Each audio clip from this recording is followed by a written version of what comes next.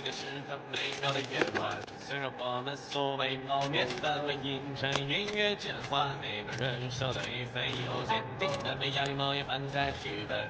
我们故事现在开始，每个人介绍自己的身份，记录和面前的这场白剧。你被换的身份有着神秘，像是某国的公主。第二位玩家是担当是伟大的智，则是拥护。第三位玩家扮演的王子，他和公主有些冲突。最后所有人目光一向我问我扮演的角色是什么，我看看身份说我是阳光开朗大男孩，阳光开朗大男孩。我的唱只有微笑，看我扬起的嘴角。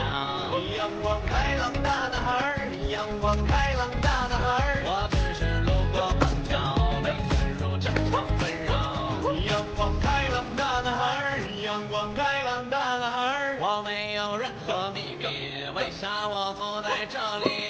阳光开朗大男孩，阳光开朗大男孩。这一句有句道理，和我有关系。伴随着实力被发现，去分辨的逐渐焦灼，每个人都在争辩，为自己的所作所为开脱，在一条条线索公开之后，讨论越发激烈，你他就轮流发言，解释自己所做的一切。公主身上的毒药，她说是为了暗杀王子，带到是非身上的配套，尽管这也没有清晰的样子。王子准备的生死与暗器，但他没开始动手。最后，所有人目光一向我问我案发前后做了什么，我看看线索说我是阳光开朗大男孩，阳光开朗大男孩。我一直在那儿坐着，甚至都没上厕所。